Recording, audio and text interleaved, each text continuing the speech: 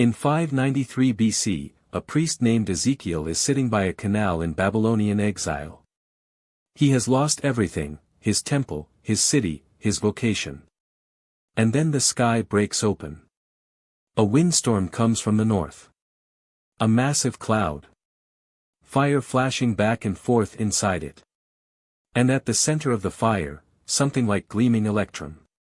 The vision that follows will be studied, guarded, and debated for 3,000 years. We are going in. The river Chebar is not a river. It is an irrigation canal, the Neru Kabari, the Great Canal, running through the heart of Babylonian agricultural territory. The exiles of 597 BC, including Ezekiel, were settled here as a labor colony. Not slaves exactly. But not free. The priest who once served in Solomon's temple is now watching Babylonian crops grow. The vision does not come in Jerusalem. It comes here. That is the first surprise. It is the 5th year of Jehoiachin's exile. The date is exact, the 4th month, the 5th day. Ezekiel notes it precisely, like a man recording something he cannot afford to misremember. The hand of the Lord came upon him. The Hebrew is Yad Yhwh. Elsewhere in the Bible this phrase marks moments of overwhelming divine seizure. Something is about to happen that no human vocabulary is adequate for. A windstorm from the north. A great cloud. Fire flashing continuously. A radiance surrounds it. These are storm theophany markers, the standard biblical vocabulary for divine approach. But what emerges from the fire is not lightning. Not angels in the usual sense. It is 4 living creatures. And they do not look like anything in the natural world. Each creature has 4 faces and 4 wings. Their legs are straight, like pillars. Their feet are like a calf's hoof, sparkling like burnished bronze. Under their wings, on their 4 sides, they have human hands. Their wings touch each other. They do not turn as they move. They go straight in whatever direction they face. The description is so precise and so alien that the rabbis debated whether it was permitted to read it publicly at all. The 4 faces, a human, a lion on the right, an ox on the left, an eagle. Each creature has all 4 faces simultaneously. They see in every direction at once. They do not turn because they do not need to. This is not a creature that can be ambushed or caught off guard. This is a creature that exists in a fundamentally different relationship with space than anything Ezekiel has ever seen. 2 wings of each creature spread upward and touch the adjacent creature, forming a continuous canopy. 2 wings cover their bodies. When they move, they sound like rushing waters, like the voice of the Almighty, like the tumult of an army. When they stand still, they lower their wings.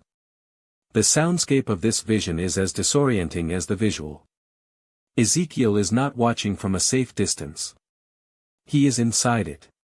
Every ancient Near Eastern temple and trance was guarded. Assyrian palaces had lamassu, massive hybrid figures with the body of a bull or lion, the wings of an eagle, and the face of a human king. They stood at gates to repel evil and mark the boundary between the human and divine realms. Ezekiel was a priest. He would have known these images. And now, in exile in Babylon, surrounded by exactly these creatures on every temple wall, he sees something similar. But alive. And in motion. And coming toward him. The 4 faces of the cherubim map onto the dominant symbols of the ancient Near Eastern world. The lion, king of wild beasts. The ox, king of domestic animals. The eagle, king of birds. The human, king of creation. Together they represent totality. The divine does not arrive accompanied by one symbol of power. It arrives accompanied by all of them. This is not a vision you can reduce to one image. That is part of the point. Ezekiel is 30 years old. The age at which a priest was supposed to begin his temple service. He will never serve in the temple. The temple is gone. He is in Babylon. And now the God of the temple is appearing to him in Babylon, not in the Holy of Holies, not in Jerusalem, not in the land of Israel at all. The theological implications have not finished landing on Ezekiel yet. But they will. The rabbis later noticed something about the major prophetic visions. Isaiah sees the divine throne in the Jerusalem temple. Daniel sees visions in Babylon. Ezekiel sees the chariot by a Babylonian canal. The visions do not cluster in the Holy Land. They cluster at the edges, in exile, in occupation, in the places where the old certainties have collapsed. As if the collapse itself is necessary for the vision to appear. At the center of the four creatures, something like burning coals of fire, like torches moving back and forth between them. The fire is bright. Lightning flashes from it.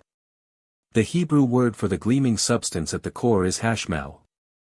Translators render it as electrum, amber, gleaming metal. The rabbis were so uncertain about its meaning that the Talmud warns against dwelling on the passage. The text contains something it cannot fully contain. The sound of their wings was like the sound of many waters, like the sound of the Almighty, like the tumult of a camp. When they stood still, they lowered their wings. Sound. Then silence. Then sound again. The rhythm of approach and withdrawal. The divine does not arrive and stay at the same volume. It pulses. It breathes. Ezekiel is hearing something that has no name. This is only the first part of the vision. Ezekiel has not yet seen the wheels. He has not yet seen the firmament. He has not yet seen the throne. He has not yet fallen on his face. What he has seen so far, the creatures, the fire, the faces, the sound, is only the outer court of what is coming. The chariot is still assembling itself before him. Hold on.